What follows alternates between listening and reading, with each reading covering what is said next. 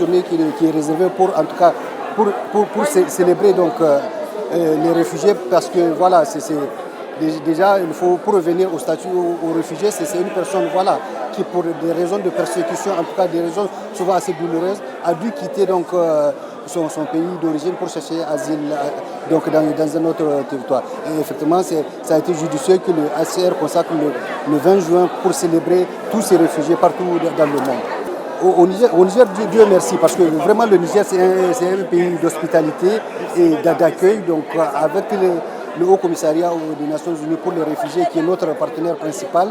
Et donc, voilà, il y a un très bon travail qui est fait avec le partenaire gouvernemental aussi, donc l'État du Niger, vraiment, qui accorde l'asile, qui facilite les conditions donc vraiment d'installation et même d'insertion des réfugiés.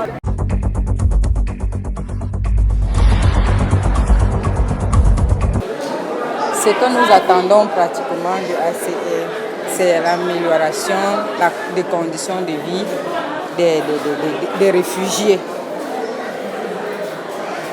et ses partenaires aussi, qu'ils essayent de nous comprendre. Parce qu'un réfugié, quand on te parle d'un réfugié, c'est pas facile. Vraiment, c'est pas facile. Parce que c'est partir d'un autre pays pour un autre, apprendre la culture, apprendre tout. Ce n'est pas facile. Mais nous le comprenons aussi, qu'ils pensent vraiment à nous.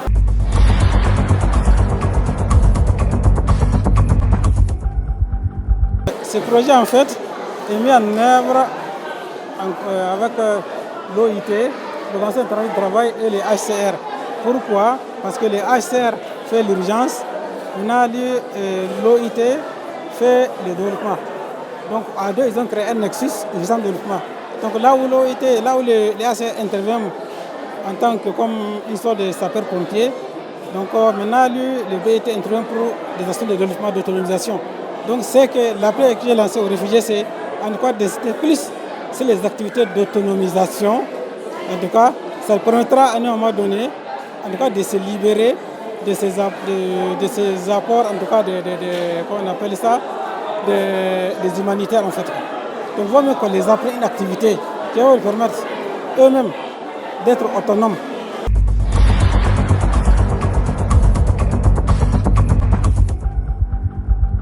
L'Allemagne a donc initié le DAFI en 1992 pour soutenir des jeunes réfugiés avec des bourses pour suivre des études académiques dans leur pays d'accueil. Depuis, 21 000 étudiants ont poursuivi leurs études dans leur pays d'accueil dans le monde entier, dans la grande majorité dans les pays du Sud. Pour les études des réfugiés en Allemagne, et nous avons d'autres mécanismes de soutien. Actuellement, 8 300 jeunes réfugiés venant de 47 pays font leurs études avec une bourse DAFI de 4 ans jusqu'à la licence ou jusqu'au master dans 55 pays du monde. Récemment, le Danemark et la République tchèque ont joint l'Allemagne pour financer le DAFI. Quant au Niger, le programme a démarré en 2016 avec l'arrivée en nombre croissant de réfugiés des pays avoisinants.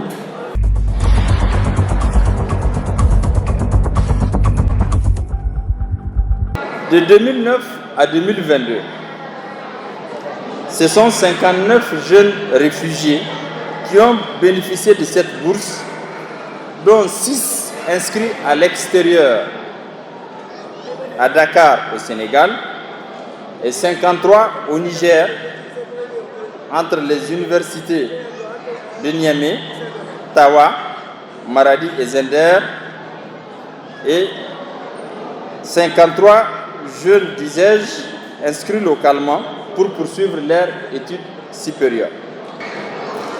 Il vous souviendra que le 19 novembre 2021, les ministres de l'Enseignement supérieur et de la Recherche avaient parrainé la table ronde de plaidoyer pour la mobilisation des ressources financières pour le financement de l'accès à l'enseignement supérieur des jeunes réfugiés. À cette occasion, les ministres de l'Enseignement supérieur et de la Recherche avaient pris l'engagement de négocier une réduction allant de 25 à 50% sur les frais de scolarité et de formation pour les réfugiés avec tous les chefs d'établissement et instituts privés du Niger.